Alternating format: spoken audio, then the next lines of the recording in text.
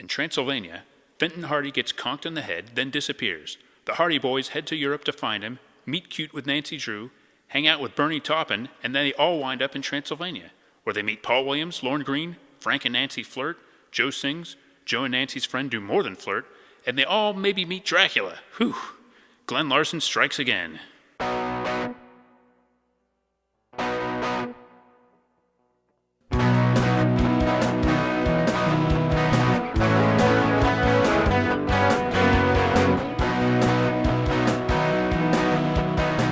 Battle of the Network shows. Join Rick Brooks and Mike Kogel as they explore the TV of the 70s and 80s through hand-picked episodes of their favorite and not-so-favorite series.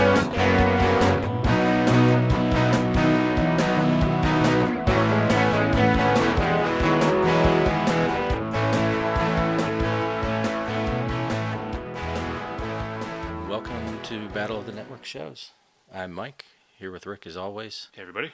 And today we're doing a listener request, the Hardy Boys Nancy Drew Mystery Hour. And it was our friend of the show, John Holland, who had talked about this a while ago and thought it might be a good thing to talk about on the podcast. And we agreed with him. I didn't really watch this show. I didn't either. I really don't remember much about it at all. I remember it being on in reruns. Mm-hmm. And my memory is that it was like a late afternoon weekend rerun kind of show. Oh, okay. Like a 5 o'clock. Kind of maybe in the same time frame as something like In Search Of would have been, right before the news, if they even had weekend news then.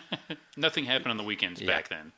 Things were bad enough, like in the late 70s, early 80s, during the week that they figured, let's just give everybody a break from news for a couple of days. And frankly, I think, we could adopt that stance today and we'd all be better for it. But certainly some reduction of. Yeah, I think that's why people think of the 80s as being so great, because there was no news on the weekend, so they didn't get stressed out, and they could really enjoy their Saturday and Sunday. Yeah, there also wasn't news from 4 till 7 or whatever. Yeah. Things happened at a certain finite window, and then people talked about them, and that was it. You moved on with your lives. That's right. And maybe, Johnny Carson would comment on them at 11:30 just before you go to bed, and then you forget about it until the next day. Yeah, and on the weekends, maybe Saturday Night Live would comment on it. Yeah. That's about it. But they wouldn't be all in your face about it. And then the morning politics shows, I'm sure at least some of those. Yeah. Well, we know Meet the Press was around. Yeah, if you're into that sort of thing, you can get your little fix on it from Meet the Press and Face the Nation, whatever, yeah. But if not, you could get the pleasant musings of Charles Kuralt. Yes. I think it was a pretty good system. Yeah. It was also a time when, if you were an actor and a singer, you could incorporate those things into one role. You certainly could. And certainly did in many cases. Yeah. And we like talking about those cases, don't we? Yes, we do. And it's good that you mention that, because I think I remember the Hardy Boys more as a phenomenon, like after the fact. I really don't remember the show being on where I was. I don't remember watching it when it was on. I don't remember watching it in reruns, but I do remember the Hardy Boys being talked about and sort of like the teen idol nature of it. So yeah. I'm thinking they might have had a shelf life, even though the show was relatively short-lasting. I think maybe as a thing people talked about, knew about, I guess maybe it lived on a little bit beyond its years. Yeah, I sort of remember Sean Cassidy still being talked about. Yeah. I mean, even like, I don't know, second grade girls or something having pictures of Sean Cassidy, or maybe he was in those, Bananas? And right. Those things. Exactly. And of course, then the other aspect of the Hardy Boys and Nancy Drew is the books. Yeah. And those were certainly around. Oh, yeah. And they're still around in some form. They are, yeah. Did you read the Hardy Boys or Nancy Drew when you were growing up? I didn't. My brother read the Hardy Boys. I remember trying to read the Hardy Boys, and for some reason I couldn't get into it. But I know he read a bunch of them and had them sort of the classic covers, the blue books with the look. And I remember my second grade teacher reading part of one to us, and then school ended. Oh. Didn't finish. Oh, wow. So you've been left hanging all these years. Yeah. It wasn't Hardy Boys Meet the Vampire, was it? No. I was hoping maybe you'd finally, for the podcast, you'd finally figure out how that ended. Yeah. I had an airplane on the cover. I remember that. And later I read The Three Investigators. The Three Investigators, was that like a spin-off series? No, it wasn't related. It was supposedly written by Alfred Hitchcock. Oh. But it was they were like pals. Okay. And they solved mysteries. And one of them might have been rich, but I think he also somehow won like a Rolls Royce or something. So they had this fancy car they rode around in that had a car phone. Nice. And they had their headquarters in a junkyard. Kind of like Fat Albert Kid. Yeah. and that's about all I remember. That and reading one that had the word corral in it and not being familiar with that word, the way it's spelled, and I kept reading it as coral and being confused. Well, I was 18 when that happened. Yeah. Well, you were still thrown off from your whole educational track was ruined, right, as a result of that second grade incompletion of the Hardy Boys book. That's right, yeah. So it probably held you back a little bit. And then the other one I read a little bit of was Encyclopedia Brown. Yes, I was an Encyclopedia Brown man back in the day. He was Bugs Meany. Was that his nemesis? Or am I thinking of a different book? I don't know. Okay. Well, maybe I wasn't a big Encyclopedia Brown. I don't remember much about Encyclopedia I do remember Brown. Encyclopedia. I remember reading Encyclopedia Brown, and I guess I watched the Bloodhound Gang.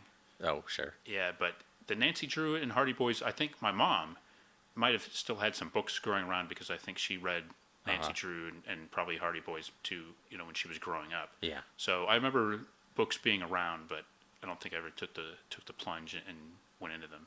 I think my dad probably read them. He apparently as a kid was a really big reader. Mm-hmm. And they started coming out not long before he was born. Yeah, well, they probably would have been a big deal then. Yeah, for people that don't know, these books have been around decades. Yeah. And they were built. They had pseudonyms. I'm fascinated by regular authors, but essentially it was a syndicate. Yeah. That cranked out these books, and under the same pseudonym, but it's been a multimedia property for many years. Yeah, I guess they were revised in the 50s. The books were revised? Yeah, because of some questionable content. And I think, too, there were some things to make them a little more friendly to younger readers. Yeah. Let's take out these Charleston references and put in references to doing the twist. That's right. Let's make one of the Hardy Boys a rock singer. Yeah. Instead of, Rudy Valley or... But I was reading up on all of that, and I don't think I knew that there had been a Disney version. Oh yeah, unlike the with like the two kids from the Shaggy Dog movies. Yeah, like in the Mickey Mouse Club, a serialized kind of deal on. Yeah, and I guess maybe that one didn't happen. There was at least an attempt at a filmed version in the 30s or 40s. Yeah, and there were multiple Nancy Drew movies. Yeah, and there was a Hardy Boys cartoon. Yes, which that was before the live action. Yeah, and yet used the musician aspect of it. Like that was their cover or something, because it was a Filmation cartoon. Yeah, around the same time as the Archies. So yeah, of course. I mean, the Archies and like the Brady Kids. Yeah, it seemed like that was a thing. Like any Josie and the Pussycats, teenagers had to be in bands. Yeah, and they had a live action component of the band. So they had a band that actually toured, and so the opening credits to the cartoon are live action. Yeah, I remember reading about the cartoon, but I don't remember the cartoon either. No, I mean, it seems to be on YouTube. Okay. Although the intro, I found that isolated, but then the regular cartoons look like they don't have it on there. Maybe they think they're avoiding copyright things by not having the song or something. They were, until now. Yeah. But many of these other media, I think maybe the Disney version might have been the most successful of them, but I think it's fair to say they weren't huge successes. I think even since the show that we're going to talk about, there's still attempts to bring back these characters periodically, especially Nancy Drew. Yeah. They seem to really be trying Nancy Drew every couple of years. There's talk about that. I think maybe the Hardy Boys is a little bit... I think it's a little bit more generic, whereas Nancy Drew, I mean, the desire to get like a strong female character and somebody that will appeal to teenage girls and tween girls. Yeah. That's maybe a little bit harder, or even a little bit older, like a CW kind of show. So they keep trying with that, but nothing's really stuck the way maybe you'd think it should. Well, I know on this show, the publisher, or not the publisher, but the syndicate part of it, insisted on script approval. So it's surprising that Sean Cassidy's character is a musician. I don't think that's part of the books. I don't think so either, but... Maybe in the original versions he was big into the clarinet. Yeah. And then he switched to guitar when they revised it. Could really build around clarinet. Yeah. So we get to, I guess, 1976, 77. They bring back Hardy Boys and Nancy Drew. It's the same company that owns the rights to both properties. Yeah. And they decide to combine them. Makes sense. To do like a family-friendly show that they could put in the 7 o'clock on Sunday time slot. I think that's what John was talking about originally. Some of like the family aspects of it, and it's interesting. Network TV. This is the kind of show you really don't see that much of anymore, and we've touched on it a little bit before with shows like Voyagers, even the family sitcoms. You see those, but especially this kind of hour-long light drama. Yeah. And even though this is a mystery, I think there's still a light element. There's certainly peril, but it's not an ultra-violent show, and overall the tone is not too threatening or scary. And it's the kind of thing that broadcasters used to do back in the 70s and 80s, our period that we talk about, but don't really do that. They don't bother doing this today. No, I guess not. They don't bother getting... It's either all for kids or all for adults, right? Right. And this is a show that I think was definitely designed to get younger viewers. Yeah. But Walt Disney was on NBC at the time. Right. And 60 Minutes was on CBS, so... Yeah, that's... I think you're splitting the audience there. It's not too hard to get younger than 60 Minutes. Right. The Walt Disney being on, that would be the other reason I wouldn't have been watching this. Yeah.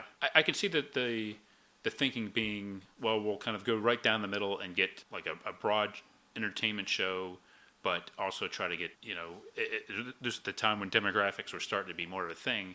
Maybe it was appeal like, well, we can get some of the upper teens and younger 20s people to watch that, because the ages of the Hardy Boys and Nancy Drew, I believe it's a little ambiguous. I'm not sure. They're young enough to be in school apparently, but they don't explicitly say what kind of school they're doing. So I think they're in college. I don't know, because like in the books they're younger, right? I think more high maybe school when age. this started, they're like 18 and 17. Okay. I mean, because Joe makes some weird remark about not being allowed to date yet or something, which seems, if he were in college, I'm sure he would be allowed to date. Right. To me, it looks like, regardless of what they're supposed to be playing, it looks to me like, I think you nailed it, like right 17, 18. I think it's almost designed to be sort of ambiguous, like right between high school and college, almost right in the middle there. Yeah. For the reason you just mentioned, when you think of people going to college, you think of a barrier, but yet they seem a little too old and responsible and capable to be actually in high school. Right. And they're not dealing with the daily aspects of high school life. So yeah, I guess somewhere in there. But I think as a result of that, you could see them being appealing to not just younger kids, but also like older people that say, okay, these are just young people. They're not necessarily students. They're young people solving crimes. Yeah. And despite their longish hair, yeah, they're not wild. They're clean cut. They're clean cut personalities. Yeah, I think they do have. I think they all have a pretty wholesome. Yeah. Veneer. Maybe that's the wrong word, because that implies there's something else underneath. Right. Yeah. I'm not so sure. Well, maybe. I guess we know that there is something underneath, because Pamela Sue Martin is Nancy Drew. She went on to play on Dynasty. Parker Stevenson went on to marry Kirstie Alley, and right there, you can tell something else is going on there. And of course, like the original Baywatch, right? Yeah, and he was on the which I only learned about recently, a different show in the 80s called Probe. Yeah, I've heard of that, but never watched it. It sounded weird. Yeah. He was some super genius or something. Yeah, I forgot he was on Baywatch for a little while. Yeah, and Sean Cassidy developed a career as like a producer of kind of bizarre, offbeat cult television. Yeah. So I guess there is something lurking beneath that wholesome exterior on each of our 3 stars. But yeah. But at the time, yeah, they're credible teen and younger set stars, I think, and I think they're doing what they need to do pretty much. Yeah, they all seem pretty good. Yeah. I mean, not amazing or anything, but not bad at all. Yeah. They have to hold the screen for a lot of it, so they do manage to do that. Yeah, I wouldn't call any of them great actors, but I think they have like enough TV charisma that they're fine. Yeah. So if I have this right, the first season it aired pretty much as a rotating thing, right, or alternating between Hardy Boys or Nancy Drew. Mm-hmm. The second season, which our episode is from, has some crossovers, but Nancy Drew is already kind of being phased out. Yeah, that part intrigues me, but yes, that seems to be the case. And Pamela Sue Martin left in the middle of that season. Yeah. And they found a different Nancy Drew, and then the third season, which is pretty short, is just Hardy Boys. Yeah, and they retool the show and make them be government agents, actually, as opposed to sort of doing these independently and helping their father. Right. They actually become government agents, and I think they age them up in the third season. Yeah. So I'm not quite sure what all happened there. It looks almost like a chicken or egg situation as far as why they had to change Nancy Drew's. Mm-hmm. And I think it seems to be like in a couple of places it's sort of implied that because Pamela Sue Martin left, they just phased out the Nancy Drew character entirely. Yeah. However, it seems fair to say that, she left in the first place because they were making it a Hardy Boys show, and I think this episode kind of proves that. Yeah, and in fact, she is listed as a guest star. Yeah, I noticed that, which is very bizarre. This is the first episode of the season. Yeah. The first crossover, which is a really big deal, and apparently the first time they'd ever brought these characters together, right? They hadn't had a spin-off line of Hardy Boys and Nancy Drew books.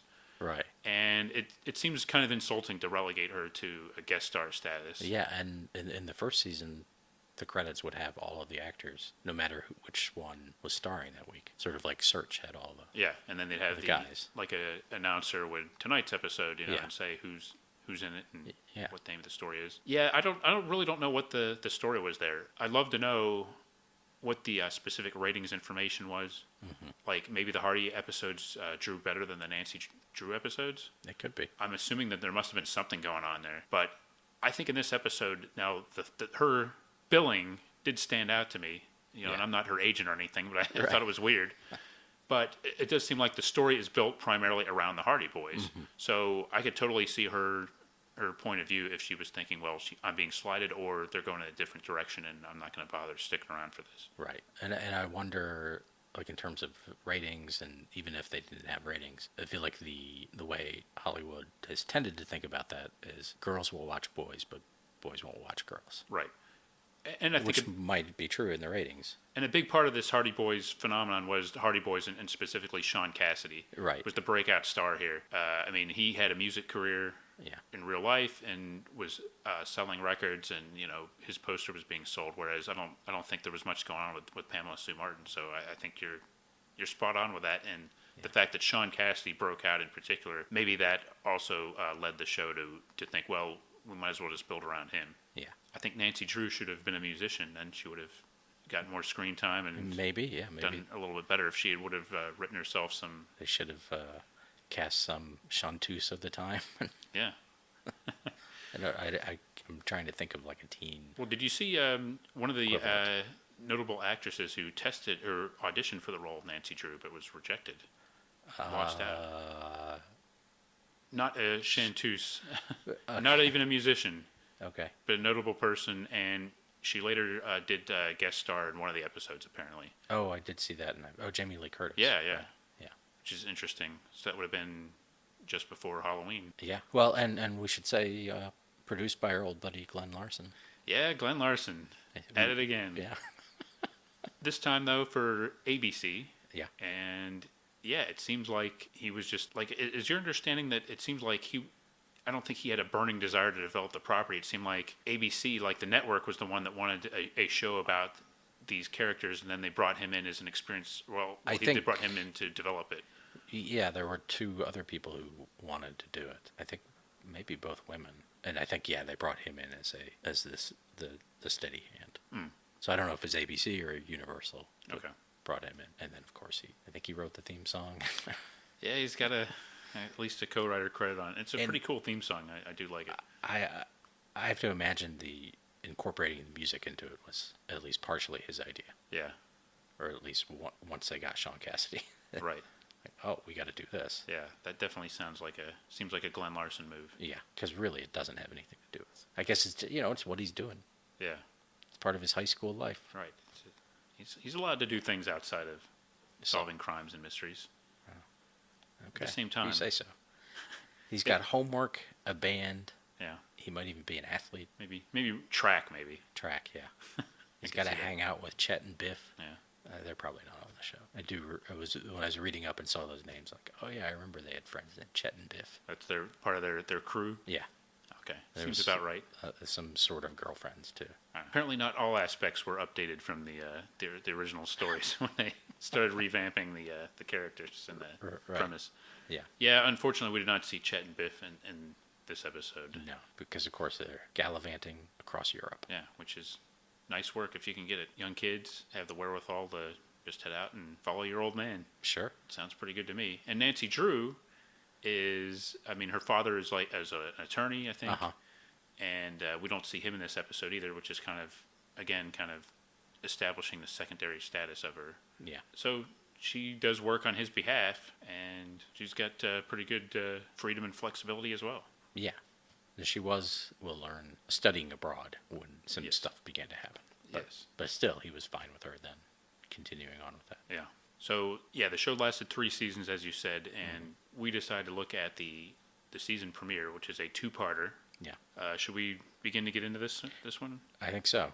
Just the title alone might suggest why we chose it. The Hardy Boys and Nancy Drew meet Dracula. Yeah, that's pretty cool. Yeah.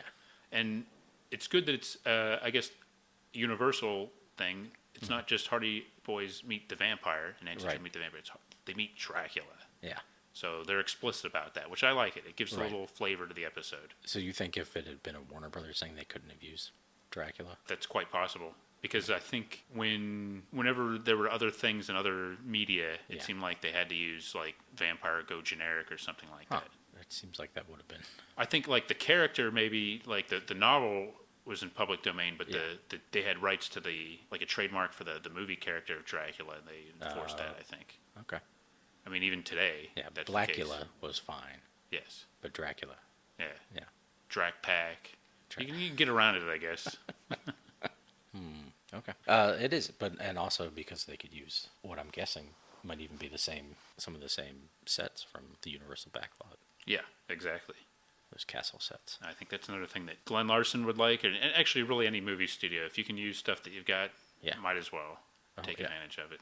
And in fact, now this is interesting. So it premiered September 11th, 1977, and then part 2 was September 18th, 1977.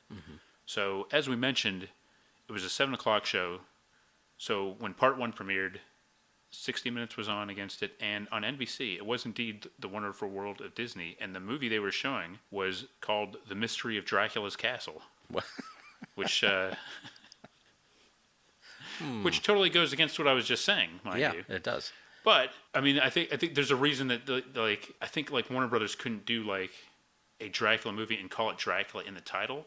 Oh, okay. Because that Love at First Bite with George Hamilton Yeah. was sort of a few years later. Right. Was he playing Dracula or was he playing... I've never seen it. Okay. But, I mean, I assume so, but this is just me stereotyping vampires again. Oh, there you go. Yeah.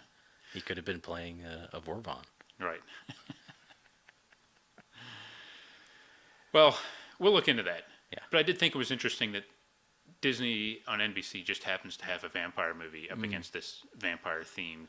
I think it would have been interesting if they had just committed to running their Hardy Boys Yeah. week after week. Until they flush out the imposters. Yeah. Yeah, I wish there had been more of that predatory kind of behavior in TV scheduling. You'd think in the 3-network era it would have been easier to do things like that, but... Well, and I don't know if you saw that, but the crack research team told me that 60 Minutes actually had a segment on vampires. Oh, really? Yeah. That's interesting. Right. Well, I think he was there at the time, but weren't there rumors in the 90s that Morley Safer was in fact a vampire? I know he liked wine. Okay. I don't know. But He liked to drink I would think wine. Mike Wallace would be a bigger You never know. possibility. I mean, he seemed immortal. You know what TV star I always suspected might be a vampire? Lorne Green. Yeah. Wow. I always knew when I was watching, I was like, if there was anybody on TV back in that era that might have vampiric tendencies, Yeah. it would have been Lorne Green. Because all those daytime scenes in Bonanza, you could tell were shot on a set. Yeah, that's right. And they conspicuously avoided putting him near mirrors, things like that. And his love of dogs. Didn't he do dog food He commercials? did, yes. Yeah. It was Alpo, I believe. Yeah. And then he was on a show set in space. Yeah, exactly. No sunlight. Which, as we know, in space is also prone to vampirism, Yeah. as we have discussed. Right.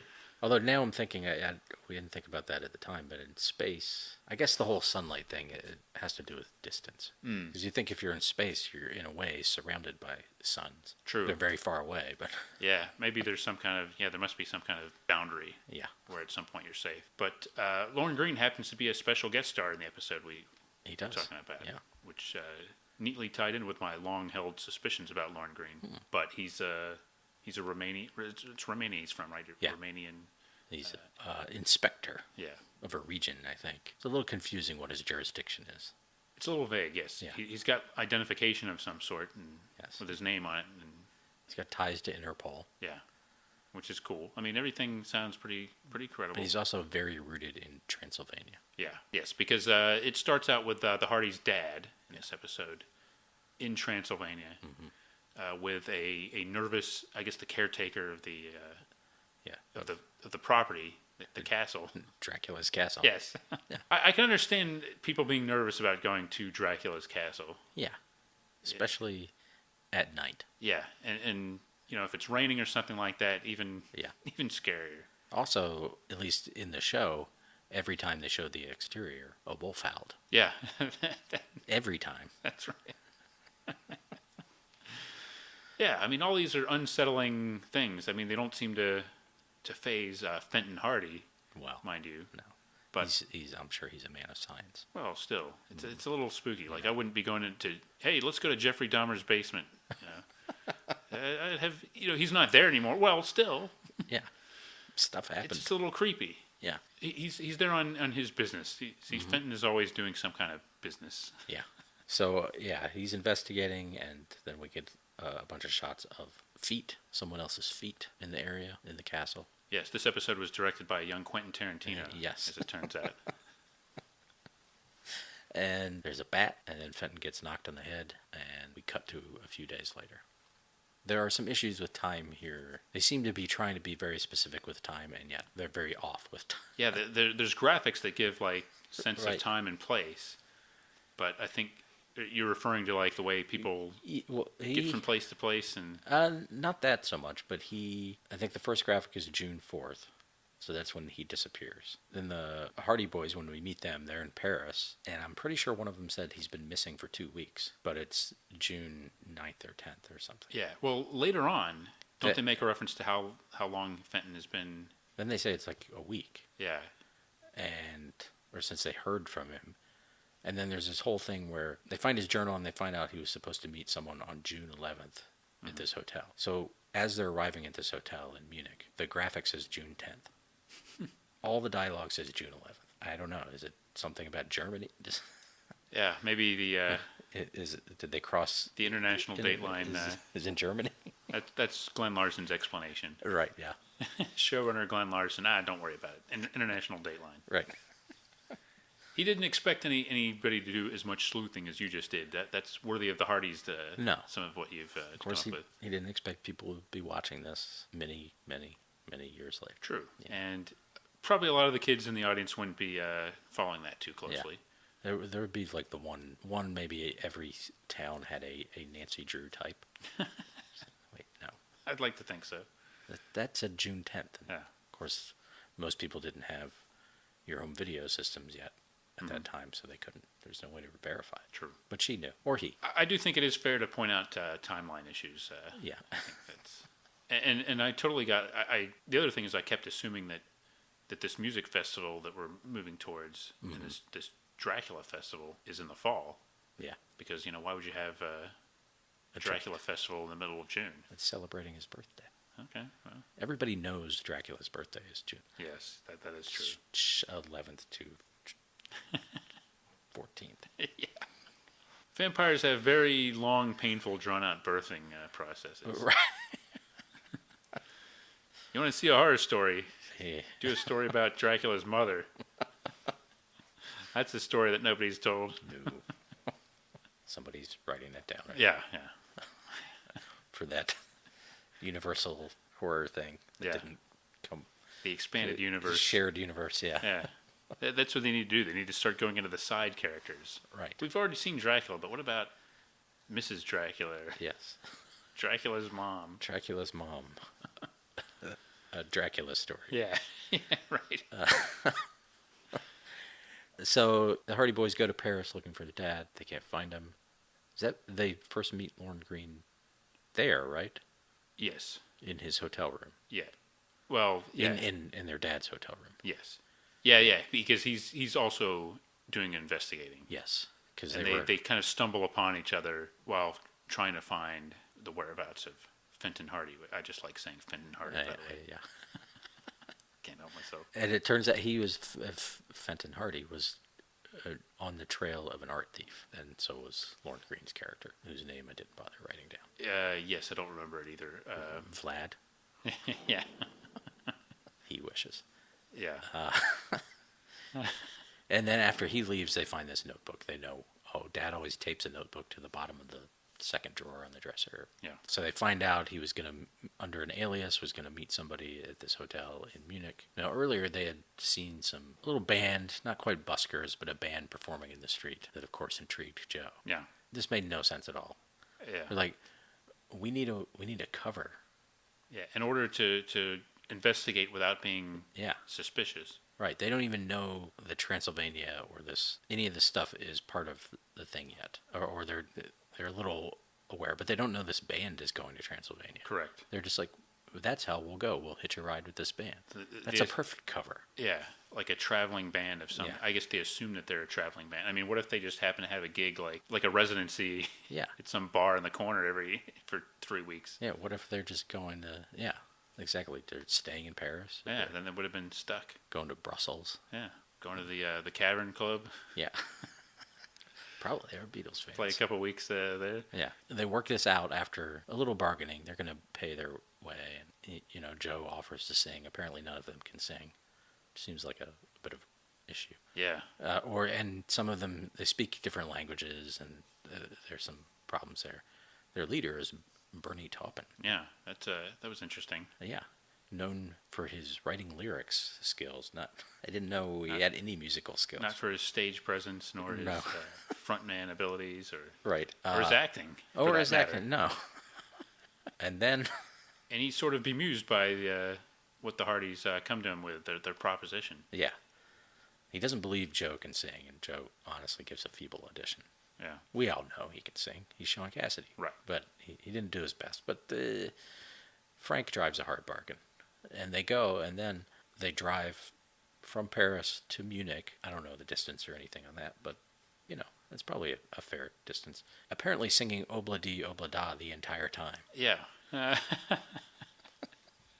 They do make it look like that's the only thing that they're singing. Yeah. Which is something that's not even in their act as far as we know. No, right. They're just doing that for recreation. And I thought they couldn't sing, but here they are. They're singing this. And they're giving it a good go. Because they're not just singing the song. They're doing all the whooping and they are. The noises and stuff. They are, that's right. I guess they just needed a way to pass the time. And it does seem like a good road trip kind of song. Yeah, now that you mention it, I guess maybe it is. It's not one of my favorite Beatles songs, but... Yeah. I've never tried singing it on a cross-continental road trip before. Right. You could imagine, I don't know, a school bus full of kids. Yeah. The one hip kid bringing that out after 99 bottles of beer. Right. Something a little different. Yeah. Obla-Di La-Da is marginally more varied than 99 bottles of beer in the wall. But if you haven't done it before, I'm sure it's a great way to pass, however long that bus ride is. Yeah. I'll go for that. And then once they get to Munich, this stuff really gets going. So they managed to check into this hotel room that their dad was going to do, and Frank runs some con and gets them a second room for the band. The circus. Yeah. The band. He acts like they're a big deal. Yeah. These dumb Germans. Yeah. I guess he's helped. It turns out, I guess he's helped out by the fact that there's rock bands they're going to be in town anyway. Maybe on the way to Transylvania. So maybe, because all roads. Yeah. All roads to Transylvania lead through Munich. I guess I'm trying to help explain because it didn't seem like it's that elaborate what he does, but I guess it was a different time back then too. You can talk your way into things easier. Yeah. Well, and there's this whole running gag with the bellhop and I guess the desk clerk or manager too. It seems to be that they're former Nazis. Oh boy, I because one time the bellhop calls him Capitan, and the other guy gets upset about that. Another time the bellhop does a very Dr. Strangelove. He starts to do a salute and then pushes his arm down. Wow, he multiple times says, "I just follow orders." You know what? I hadn't even picked up on that. It's really weird. It's like an attempt at Mel Brooks humor or something. Oh my and of course his name is Fritz. Yeah, I totally missed that. So I got the faux I thought it was just like a little thing they were doing as far as like implying that that the guy's trying to run it like a dictator or something. Yeah. But I hadn't picked up on that. But yeah, you make a compelling case that clearly there was something there that I didn't pick up on that was supposed to be there. I think so. Yeah. Wow, a charming running gag about Right. ex-Nazis. Wow. So maybe this manager's just like, okay, whatever. Yeah. I don't want any trouble. Americans, I don't know. Right. And rock bands. And rock bands, yeah. But then it turns out Nancy Drew's coming to go to that same room. Yeah. And there's this whole back and forth where they're paying Fritz, and he's bringing bags down and bringing bags up, and and they keep just missing each other, and then Joe's waiting to eat, and the waiters are rude, and she gets their attention before he does, and he's all miffed about that. They're kind of, they have a contentious relationship right from the get-go. Yeah, until they finally we're here for the same reason. Yeah. But she's still sort of like, well, stay out of my way. Yeah, she doesn't want any help from them. And she was officially investigating this. They're just two pretty boys. Yeah. That's what she said. That's definitely her attitude. You keep your blow-dried hair out of my way. Yeah, and she has a friend with her who I guess was a recurring character, but I don't know anything about that. On the show, from what I could tell, this was her only appearance. Oh, okay. But she is from the books. Okay, and she doesn't really have much to do. She's just like a travel companion and sort of seems to be infatuated with Sean Cassidy in part 2, I guess, but not much going on with her. This is a little confusing, too, because when we first meet them, it seems like she's not interested in, or at some point, maybe when they go to the concert, it seems like she's not interested in rock music at all, and then he's singing, and she's like, oh, this is my favorite song. Yeah, like, that's right. Yeah, that was kind of weird. I mean, they don't really come to an agreement, though. They don't go, we're going to all go to Transylvania together. No, it just kind of ends up happening, I guess. Yeah, but they do go to Transylvania. Yeah, I mean, they could have probably worked out something where they could cover ground efficiently, but they don't really trust each other. Yeah. Like you said, they're more comfortable doing it on their own, so they don't do that. Yeah, also, I got the impression that, like, she's a planner, and they're more improvisers. Ah. Yeah, I think you're onto something there. There's a clash there. Yeah. And then probably Joe's even more of an improviser. Yeah. There's definitely a contrast between them being a little bit more impetuous and her being more organized. And yeah. In Transylvania, they meet up with Lorne Green again and all the local city council people. Yeah. Like the various burgers and meisters and mayors. The local dignitaries. And they get a hotel room because of that. And then finally we get to this big rock concert. Yeah. Which is also being filmed for ABC television. Yeah. And the star of it is Allison Joy, played by another special guest. Yeah. Right? Allison Joy or Allison Troy? Or Troy, sorry. Yeah. Allison Troy. It's such a great name, I just want to make sure I get it. Because I kept thinking of it. I kept calling him Alistair. Alistair Troy. But it turned out, no. They decided to go with a more gender-ambiguous name. Because that was rock at the time. Allison Troy. Which makes you think, he's going to be an Alice Cooper type of artist.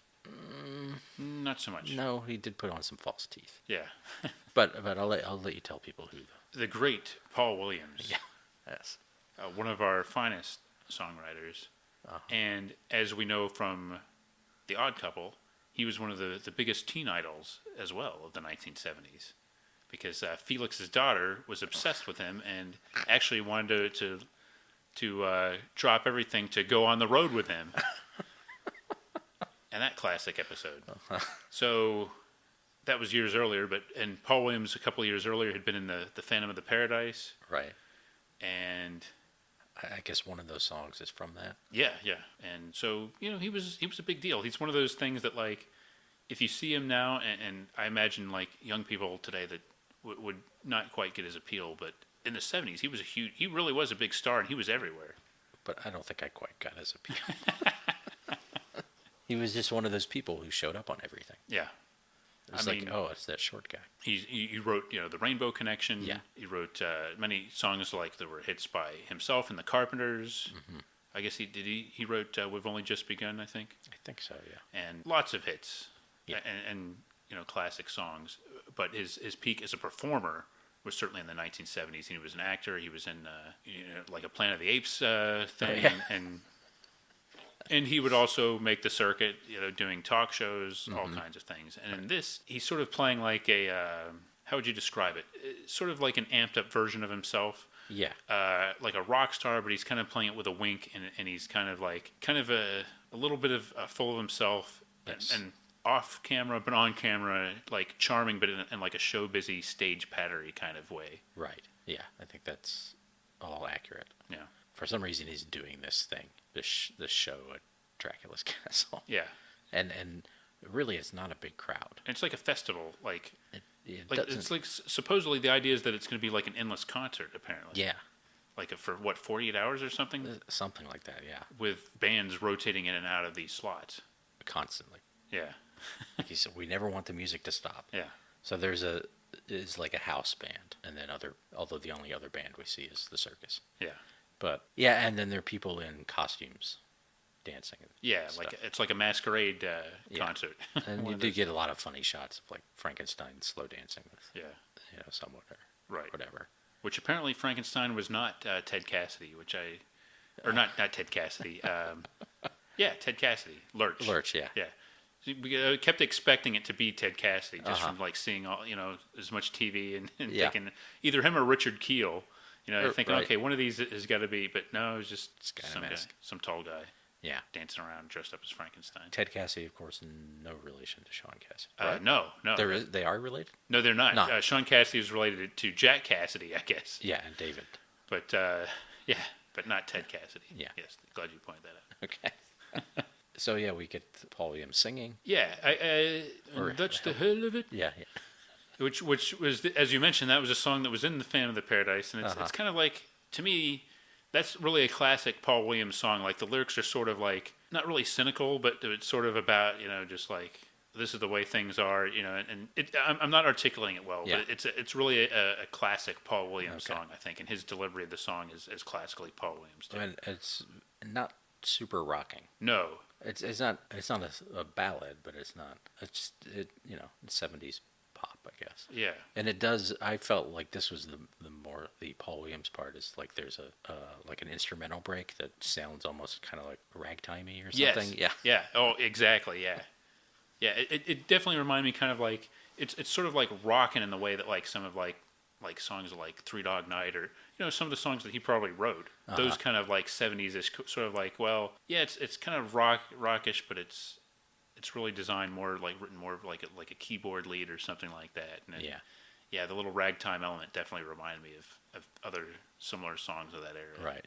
And in that way, I mean, in the show busy way, I guess is similar to Alice Cooper, without all the stuff going on, because of course Alice Cooper will readily say he was just doing vaudeville. Yeah. I don't know Alice Cooper's music well enough, but I know that if you listen to it now, it's not really that out there. No. Or that heavy even. Right. But I guess at the time it still was a little, along with the showmanship, was Yeah. a little more. But And in fact, I guess we'll get to it a little bit later, but the song that he does in the second episode is even less rocking than this one. yeah, I think he does 3 songs. Oh, he does 3 right? songs? I Okay, maybe I'm think so. missing this. Maybe I'm forgetting the second one. Because I know one of them he did, and the second episode is the same one he does on the episode of BJ and the Bear that we didn't talk about. and actually on BJ and the Bear, he does a more like a heavier version of that song, the one that's like vaguely political. Oh, that's in the first episode. No, that's in the Oh, second okay, episode, yeah. I'm saying like he leads off. I think he leads off part 2 with like Yeah, like a ballad or with something. you and me against the world, right? Yeah. Okay, yeah. And yeah, I forget what the other one is. Something Yeah. about the world. Well, it's classic Paul Williams though, and he's definitely a prominent person in this episode. And He's a suspect. yes, there's enough to him and sort of the way he acts that he seems kind of shady, and there's sort of like opportunity and there's sort of circumstantial evidence that makes people think Yeah. that he could be involved in some of this stuff. All the art thefts coincided with his tour. Yeah, and plus when they get into the castle where they're having the party, I mean he's kind of giving them the lay of the land, which I like. He's like laying it out real quickly, like the rules and everything, and like this scene, and he's kind of just doing this quick patter, and he points over to this section. Under no circumstances can you go, past that rope, like down that hallway or Right. whatever. And he shows, and there's like a security guard there. Yeah. So right away you're thinking, oh, he's got something to hide. Boy, so I didn't catch. I just thought Oh, well, it's the castle. I just bought into his shtick, I Yeah, guess. yeah. Under no circumstances are you to go into that room that's full of cocaine. Yeah. Yeah. Little does anyone know, they're so worried about the art thefts, but he's been smuggling cocaine across Europe. Yeah, that could very well be happening. Yeah, we don't have any paintings. Later, when they toss his room, what's that? I don't know. It's talcum powder. Yeah. Yeah. Notorious neat freak, that Allison Troy. Yeah. Always had to be, well powdered and dry and clean and fresh. So, anyways, though, Frank tells Joe to play with the band and keep them occupied, keep everybody occupied. Right. So the idea is that he'll sing so he can go snoop around. Yeah. And that's pretty much what he's doing. Right. And Joe will just briefly say he does a song, which I guess was a Sean Cassidy hit that I assume is called It's Rock and Roll. It in no way is rock and roll. It's a fine little ditty. Huh. But there's very little edge to it. Interesting. May I say that considering Conversation. off mic, we had an interesting conversation recently about what constitutes rock and Yes, roll. I know. And I may say that your definition is a little bit narrower today than it was in that previous conversation. Well, yeah, we can That's, address that later. yes. I'm just pointing that out. But No, I'm know. not disagreeing with you now. Yeah. It's teen poppy rock and roll. Yes, It's yeah, teen yeah. idol, which is almost like a genre unto itself. It's, Right. Okay, would you say Sean Cassidy rocks more or less than Leif Garrett? Less. Okay, who we talked about, of course, in Chips. Chips, yes. Yeah. Yeah. It's fine. It's just, it doesn't have a lot of edge or If you're gonna groove to it. Yeah, if you're gonna name your song after rock and roll, you should have some rock in it. That's my issue. I mean, rock real hard, like Bob Seger, Billy Joel. yeah. Brenda Lee, Rocking Around the Christmas Tree. Right. These are iconic songs that really define rock and roll. Yeah. I think we're getting towards the end of part one. I think we are. Yeah. That's right. However, there's actually some of the luminaries of Transylvania are exploring too. That's right. I think that's how our cliffhanger is. Yeah. One of them gets incapacitated. Yes. I think he essentially gets conked in the head, doesn't he? Yeah, I think so. So I know they passed there's like a crest on the wall. Yeah, they're kind of going through these hallways, and They're looking to see if parts it's they're not supposed to be in. okay for the TV people to go in there, and the town, except for Lorne Green, the town elders, want to accommodate this as much as possible because it's good for the town. Yeah. Or at least good for the bank accounts of the town. Yeah, it's good for the Chamber of Commerce, probably. Yeah. So they're all a little like, we've never seen that before. Yeah. And then they're wandering around. That wall actually slides open. We see the mysterious feet again, and then that guy disappears. I believe he's the burger. Joe's snooping, and Nancy's snooping. Yeah. Like she and Bess have shown up, and she's snooping, and the feet are following, and Joe finds the burger in a bad state. Yeah. In a dungeon cell. Yeah. And gets locked in there, and Nancy and Bess walk around the corner, and Bess screams, and Joe looks up, and we see the burger has bite marks on his neck. Dun dun dun. So Dracula's real? One would think. Clearly. Yeah. I mean, that's what I was thinking. Sure. I would certainly. That's a legitimate conclusion to come to. Seeing a couple of bite-sized marks in somebody's neck, I would at least consider it. Could we also consider Count Chocula as a suspect? We could. I'm not sure. Is Count Chocula actually in Transylvania, or is he hails from a different like Sugarvania or something? I don't know. Yeah, I don't know where he. Sugar in your vania. I could see him liking Europe though, finding some good chocolate there. Yeah. Oh, everybody says the only real chocolate is found in Europe and not here in the States. So. Right. Well, you have a point. I'm so zeroed in on the specificity of Dracula in this that I'm ruling out a lot of other suspects that I maybe shouldn't have. Count Chocula, Blackula, Yeah. Dracula, Yeah. the Vorvon. Possibly the one from the George Hamilton movie, if he's not Dracula. Yeah. Yeah. Dracula's mom. Yeah. Dracula's mom could have. Yeah. Very. A vampire bat. Banicula. Okay. There you go. I'm Wow. sure there's some others. There's a lot of them. Wow. Okay. Yeah. I'm not going to include anyone from later things because That's good. this is the 70s. Keeping it era specific. Yeah. Yeah, we don't want to bog ourselves down No. by going outside the timeline. This investigation is complicated enough as it is. It is. But this is definitely a big development. Yeah. And I believe that's where we end in part one. Correct? Yeah, that's correct. So we move into part two, which remember was a week later. It was not aired as a two-parter, but so would be the next Sunday at 7:00, and we get a nice recap of what we already saw. And now here's where we go back to the concert pretty quickly, right? Yeah, it starts with Nancy picking the lock Oh, okay. and sending Bess to get help, Okay. and Joe singing "Teen Dream," and so then Bess returns with Lorne and the other town elders, and finally that's when Nancy decides they should work together. Well, it makes sense now that Yeah. bodies are starting to drop. I was so anxious to get to Paul Williams, I skipped over about 10 minutes of happenings there. Yeah. Now I might have skipped some things in my outline, but soon enough, Nancy tells them maybe it wasn't that same scene that they may have found Fenton Hardy Yeah. in another town. That's right. She doesn't reveal all. Then they do kind of like a dramatic music cut kind of thing, and They drive singing Obladi. of course, yes. And no, It's a good way to sort of ease the tension, I think. right? Yeah, They're worried about their dad and everything, and instead of explaining all that she's learned so far, they decide to just sing the song on the way out there. right. Yeah. Bess, for some reason, is doing Revolution 9. Yeah, there's always one in every car, right? That has to go against the grain.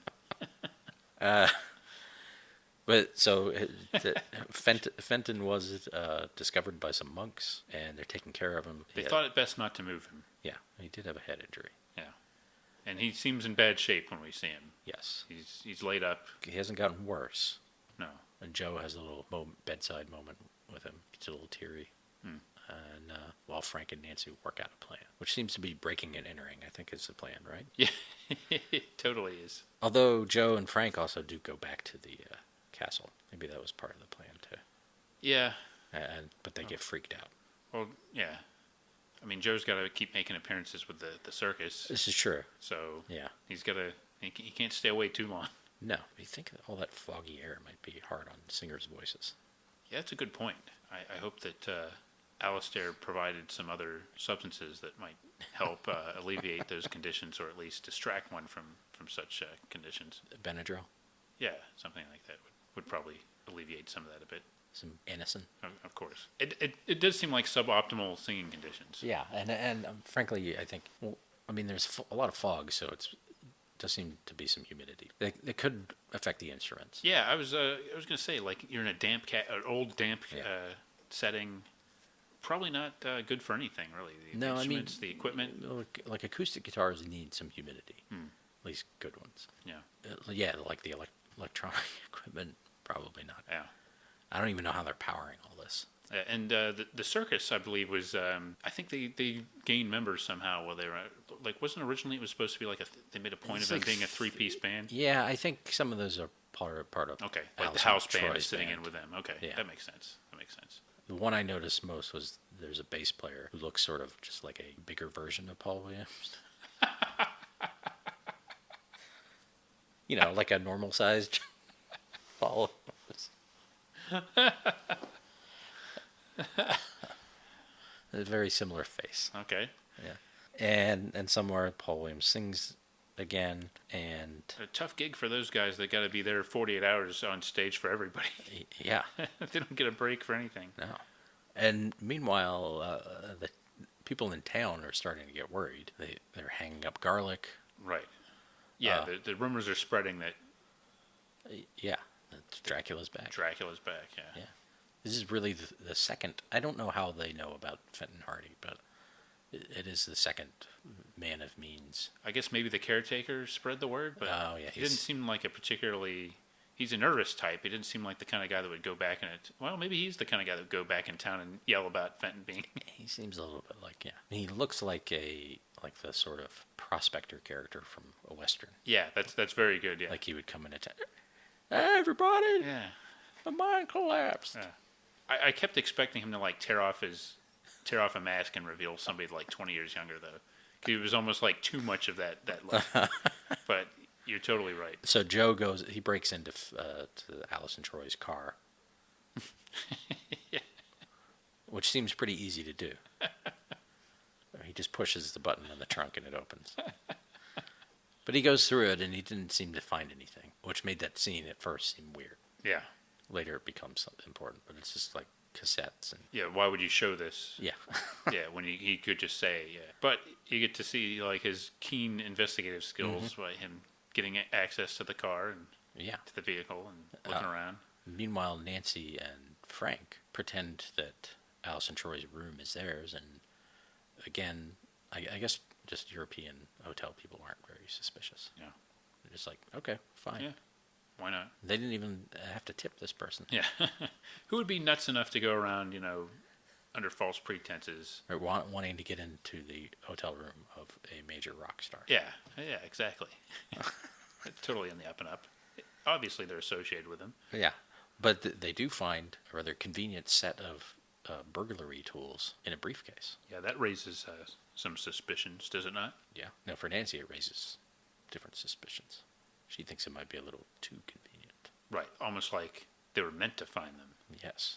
So that shows she's smart. See, she is a smart. The average dope like me Yeah. but sees that and thinks, okay, that does it right there. Right. Lock him up and throw away the key. Yeah. But let him make music because, we need his music. Yeah. So, but she is thinking one step ahead and looks at the bigger picture. So good for her. And I like the fact that, these are smart kids. They are, although, well, I mean, they do. It makes sense. They would immediately go to the authorities. Yeah, well, they're not like renegades. No. They are used to working within the system, it seems like. But you're right, yeah.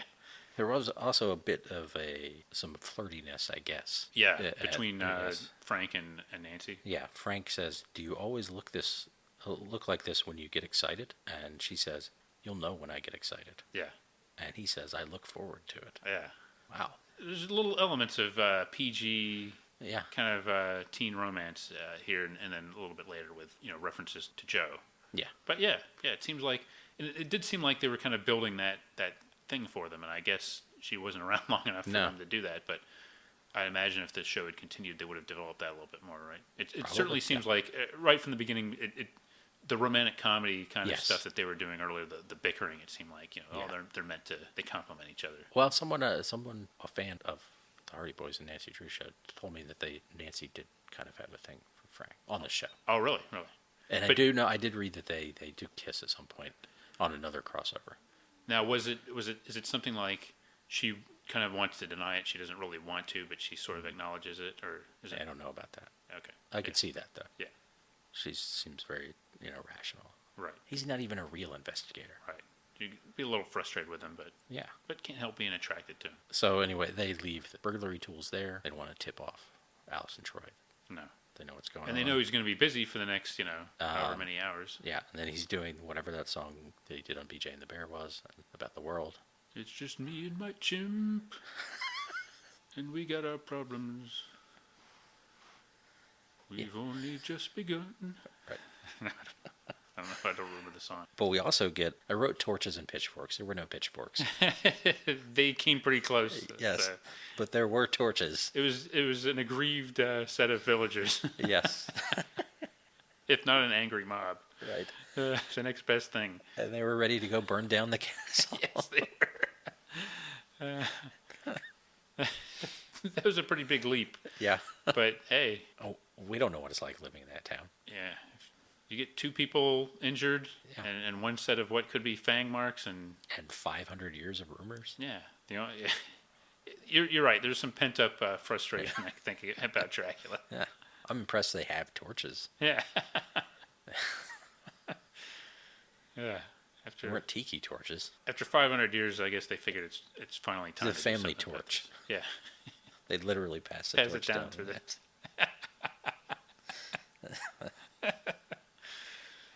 Son, any time you disagree with something, just light the torch and go out in town. Yeah. This town square. Yeah. Others will be there. Someone will talk you down. It's fine. By the way, as an aside, believe the exteriors in the town there are the same European backlot that they've used on the Good Place, as the Good Place neighborhood. Oh, really? For people who might like that show. No kidding. Yeah. Interesting. Just there's a bit trivia. 40 years later. Yeah. That's impressive. And apparently it's been recently refurbished. But I like that little link to TV history, even if I made a snide comment earlier about recycling, about Universal and Glenn Larson right. reusing sets. That's the point I of do enjoy backlots. that. Yeah, exactly. Yes, it is. Yeah. So Lorne, anyway, talks down the crowd. There'll be no burning of castles. Yeah. Whatever. And he's a good person to talk down a crowd. He's a very authoritative I would guy. choose him to do that, yeah. This is visage even before he starts talking. That's right, yeah. He's got those eyebrows. Yep. Yeah. Instant gravitas. It's why I bought Alpo for 15 years, even though I didn't have a dog. I figured, well, it's going to come in handy. I just feel like I'm doing the right thing by buying Alpo. Yeah. Frank and Nancy go to the mayor and Lorne with their information. They also think, based on patterns, that the mayor is going to be the next target. They tell him to lock himself up, and they go off, and the mayor gets attacked. I skipped a bunch of stuff, I think. But, oh, yeah, there's a whole... I forgot about that. Nancy's sleeping. Frank is pacing. Oh, the incident where the bat comes into her quarters. Yeah. Yeah. I mean, it was relatively brief, but it was intense. Yeah. And she screams, and I guess, wait a minute, which one is it, Joe or Frank? Joe. Joe and Frank both help her out. Joe's the one that he picks up something and tries to, swat it away. Yeah. And how about that bat, by the way? Oh. That was something, wasn't it? It was something. That was a fearsome creature if I've ever seen one. Yeah. By the way, I found in my notes the name of that other song is Family of Man. Family of Man. Family of Man. And Joe kind of duets with him at one point in that. And the same song was on BJ and the Bear. Mm-hmm. Cool. Anyway, while Nancy was, the whole thing that happened there, the guy, the mysterious person, was walking around town in the fog. Mm-hmm. And then we find out that the mayor is locked up in his room and won't answer the door. Lorne and the boys break down the door. The mayor's in the same condition the burglar was in. He's got bite marks. Mm. It's a locked room. Yeah, how could... Back to only one answer. Something paranormal. Yeah. Vampire. A vampire, and Allison Troy is an art thief. Yep. It all fits together so neatly at this point. Yeah. Maybe too neatly. Yeah. And Lorne goes to arrest Paul Williams, or excuse me, Allison Troy. Yeah. And that's when the whole Joe breaking into the trunk thing comes out, because they say that they found some more evidence in his trunk. Yeah. He's like, well, that wasn't there before. Yeah. When I broke into his car. Yeah. Allison Troy, surprisingly unpanicky for someone that's just been told that his touring vehicle has been searched. Right. He apparently really does have nothing to hide. I guess so. And he's not too worried about possibly being locked in a Romanian prison for the rest of his life. No, he's got a very cynical kind of. He's got an attitude about it. Yeah, I don't know what the jurisdiction would be though. Yeah. Since the art thievery was happening all across Europe. Yeah. This is before the European Union. Would he be in The Hague or something? Yeah. Yeah, that kind of ties in with the whole Interpol and the connections of Interpol. Like, do they have powers to arrest anybody, at any given time? I don't know. Without the local gendarmes. Yeah. It seems like it. I guess. On TV, it does. Yeah. That's good enough for me. Yeah. I was asking about TV. I don't care about real life. Oh right, yeah. TV, I'm sure they do. Yeah. I mean, TV, you just hear the word Interpol. Yeah. Yeah. All these guys can open some doors. Now, there's a show they never did. Interpol. Yeah. You can do it now, but it wouldn't be the same. They should have. If they'd done it then. Yeah. Some kind of jet-setting show. Yeah.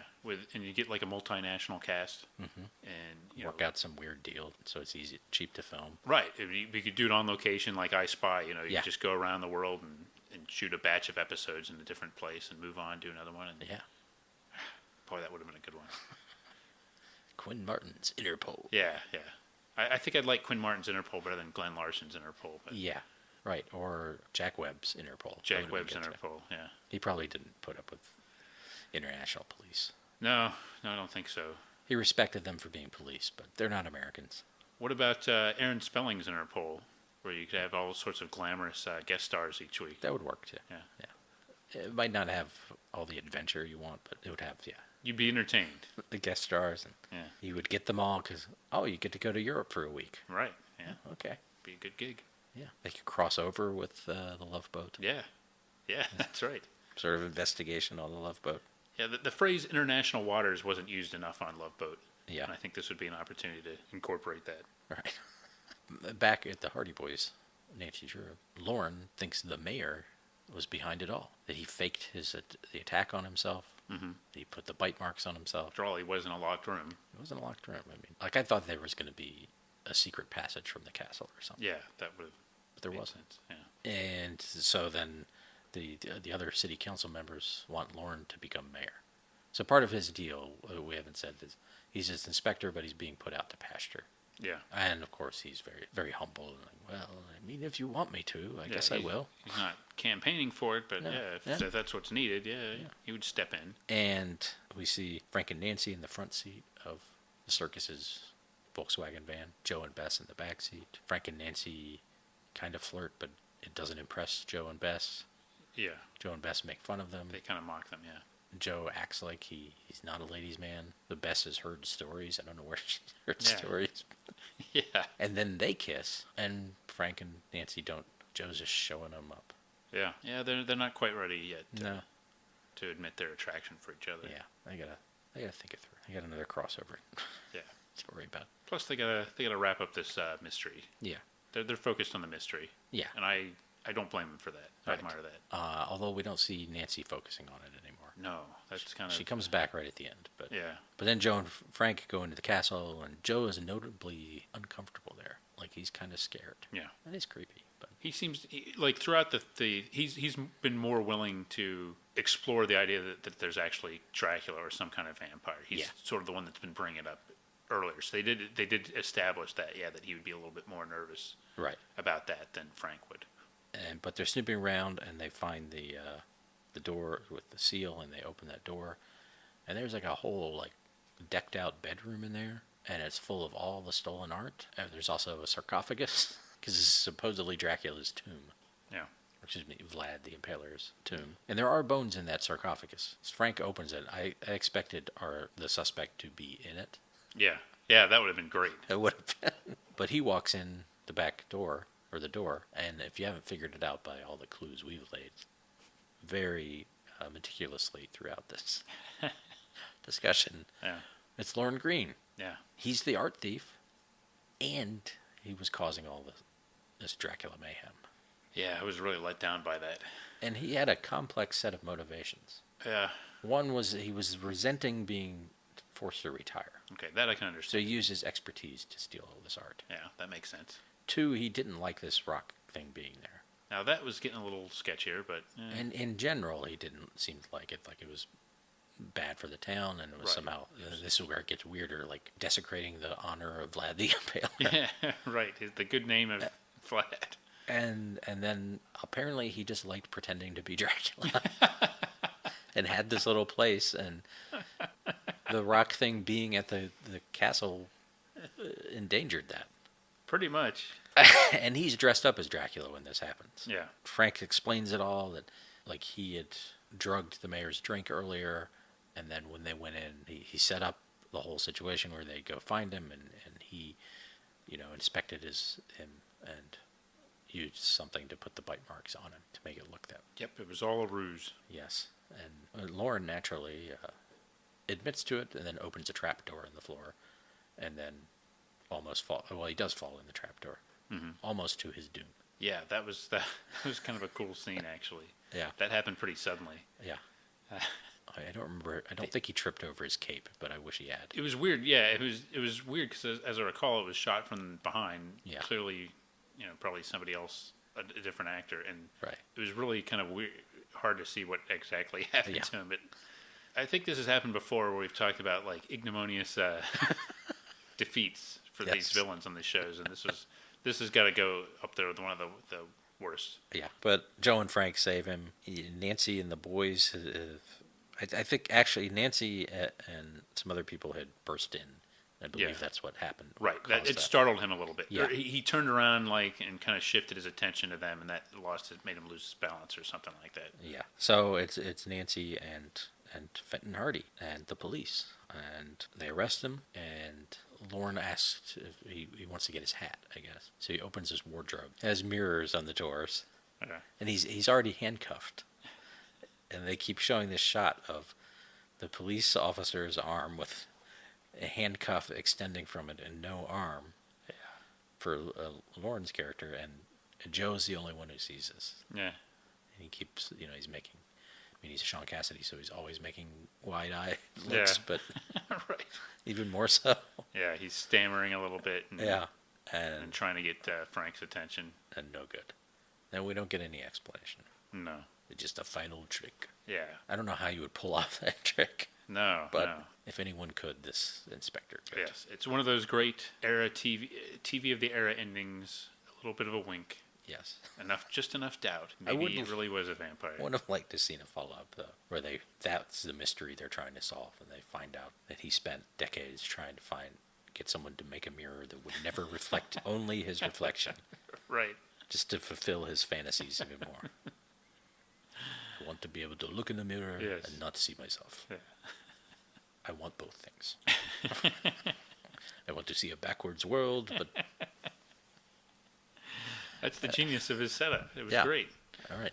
If only those... And it was definitely worth it because he cuts quite a figure in that hat. And Lorne Green looks good in a cape. He does.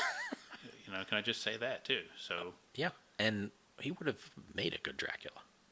Again, with the eyebrows and the authority. Yes, I like the little more distinguished Dracula. Yeah, with the white hair. Yeah. And now, I'll admit that I suspected him from the start, but possibly because when you look up this episode on IMDb, the picture that comes up is him in the Dracula outfit. Oh. Yeah. I figured he was behind it, behind the whole thing too, but because you would never believe Paul Williams. Well, yeah, you're right. I mean, it was a big conflict because they were clearly trying to establish Paul Williams as the suspect. I didn't want to believe that. On the other hand, though, you got Lorne Green, this beloved fatherly figure who I trusted. So really, I didn't know, but it seemed to me the show was establishing him as the real guy, and Alistair as the red herring. Yeah, I don't say that to brag. I just normally I don't pick up on any of that sort of thing, but yeah. So to me, the mystery element wasn't so great, but they did add a little bit of spice to it, though, by having the vampire aspect. So it's not just okay. They're looking for an art thief, and this this investigator might be a little mysterious. Yeah, he might be a little mysterious, but also there might be a vampire running around, which is a nice element. I think it kind of made the episode a little bit more interesting. Yeah, it did make it seem like there could be two mysteries. Right. Although probably they're connected, but... Yeah. Yeah, and part of watching a mystery is not necessarily whether you solve it or not, but, watching the detective solve it. Yeah. How did they solve it? Kind of by stumbling on it, but... Yeah. I think that's one thing. I watched a couple of more episodes, and I think... I don't think the mystery element of the show is necessarily that strong as far as the mystery plotting. But, that they're hour-long shows, and let's face it, a lot of the crime mystery shows of the 70s, they didn't necessarily have time to do intricate plotting. Yeah. And give you really satisfying mysteries. But it seems to me like from what I've seen of the show, there is an element of, a lot of it's more like an adventure kind of thing than actually like hardcore mystery solving. Which I'd like, and that's kind of why I like the Nancy Drew character. She has a little bit more of an investigative background, and it just seems like she's more of an actual problem solver, whereas the Hardys seem to, kind of as you say, they're more men of action, just going around doing stuff. But yeah, Nancy seems to be more mystery type. Did Joe sing in the other episodes you watched? No, that wasn't even an element of it. Oh, that's good. I know it is part of it though, and even it's kind of hard to tell in the credits, but there are shots of him with a guitar. Yeah. So there's and of course I was a big fan of the Paul Williams sequences. Lorne Green was great. Yeah. I noticed that I don't remember if it won an Emmy or at least was nominated for an Emmy for not this episode but the show for the cinematography. Oh, really? And after I read that I had read that before I watched the second part of this, and then I was watching. I'm like, yeah, this does look pretty good. I mean, yeah, there are a lot of good, because of the setting, a lot of good stuff and use of shadows and things you don't always see on TV from that era. Yeah, there's some good attempts to create the horror atmosphere, especially that old Universal horror kind of atmosphere with the fog and the darkness. Yeah, I think that's good. The production design and like kind of the technical elements of the show were interesting in this one. Yeah, but I thought it was fun. I mean, Yeah. I wasn't too disengaged, and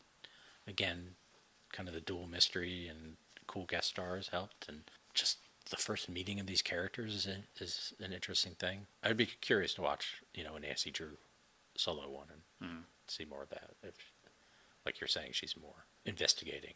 I think so. At least that's my impression. Yeah. I think for me, it was entertaining. I think for me, it was more the guest stars and sort of the setting that made it for me. I'm not that into the characters. I don't find myself getting that drawn in by the Hardy Boys and Nancy Drew, but I respect what the show's doing, and it seems to me like it's working pretty well at what it's doing now. Not as many viewers thought so, and the show, as we mentioned, only lasted 3 seasons, and there was a big drop-off in the ratings. It seemed like about the time they switched Nancy Drew's. And again, you can argue chicken or egg or whatever, but it was not a very well-received show. But it was also up against 60 Minutes and Disney, Sundays at 7 o'clock, so I'm not sure what they were looking for there. Yeah, I don't know. And a respectable third place. Yeah. And it seemed like when we were doing research, you come across things like, oh, what a big mistake it was. And I think it was Glenn Larson saying, that they later said that they never should have canceled the show. It's like, well, you don't really see a lot of showrunners or actors even say, they'll either say it was a great show or they'll say they'll make fun of it as a turkey. You don't really hear them say, well, we weren't really going anywhere and it wasn't doing too well. So it probably ran its course after 3 seasons. Right, yeah. And it seems to be like, this is the case. Like, I think even Parker Stevenson was saying that somebody said that it was a huge mistake. Somebody at the network said we never should have canceled it, but I don't see any evidence of that. Unfortunately, it just didn't seem to be performing very well. Now, maybe they could have moved it around. And now, here's something I can ask real quick. Do you think it would have worked on like a different night? I mean, do you see it as a Sunday 7 p.m. show or like a family hour type show per se? The family hour part, but yeah, it could have worked on another night. It's paired with something else, or. It's possible that maybe, the Sean Cassidy thing, once that died down, it was more like a fad and just it ran its course and this wasn't going to go on much longer anyway. Yeah, exactly. I like the alternating gimmick, too. I think that would have given the show a little bit more life and kept things fresh, it seems like. But it is interesting that that's one of the most interesting things to me is how much of it was their hand was forced by Pamela Sue Martin leaving and how much of it was it just wasn't working and they weren't committed to that whole alternating gimmick in the first place. Yeah. I do think just based on the way those characters were created initially and the way they keep getting reinvented, that, I mean, they're built for that kind of the way superheroes are. There's enough flexibility in there. You have the basic concept, these brothers going on adventures, kind of investigating stuff, or the girl detective, that you could update it now and probably have a successful thing. Right. Now, it depends on what kind of audience you're going for.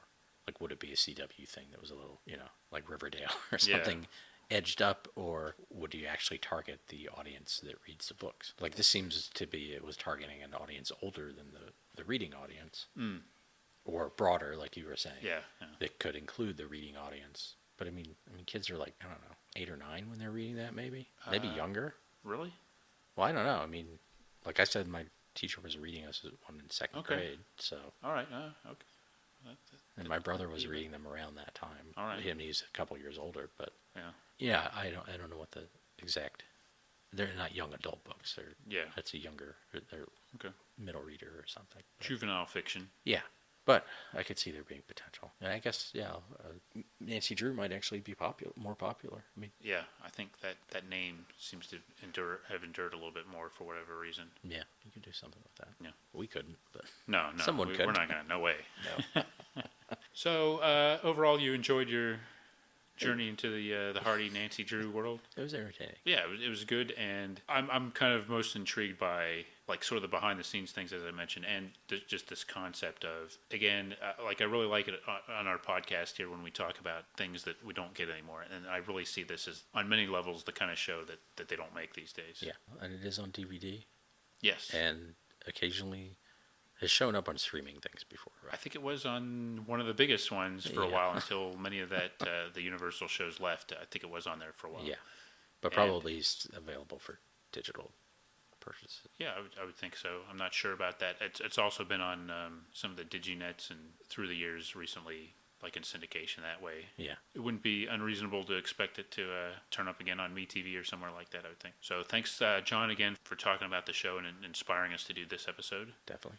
And again, a reminder out there, if there's anything you'd like to see us cover in a future episode, just let us know, and we love to process listener requests and talk about them here, and feel free to share your thoughts about this or any other episode, and let us know what you think. You'd like us to talk about Sean Cassidy for an entire episode. Wait, I mean Paul Williams for an entire episode. No, there you go. No. Well, Paul Williams was on so many things in the 70s that he may well turn up yet again before we're done. There were at least 3 shows this season that we consider Paul Williams episodes. Yeah. So. That's true. Yeah. And many more to come, folks. Many more to come. Yeah. All right. Goodbye for now. Would Paul Williams like to say goodbye? I would like to say goodbye, but it seems weird. You know why? No. Because it feels like we've only just begun. This episode brought to you by the Allison Troy Reunion Tour, returning to Dracula's castle and kind of rocking again with special guest Joe Hardy. This episode also brought to you by The Circus, now in its 41st year of continuously playing Obla-Di, Obla-Da. This episode also brought to you by Hardy Drew Investigations, a little winging it, a little planning it, and always adorable. Join us next time for another exciting episode of Battle of the Network Shows. Learn more, leave feedback, and suggest future episodes at battleofthenetworkshows.com. Follow us on Twitter at BatNetShows, and like our Facebook page, facebook.com/Battle of the Network Shows.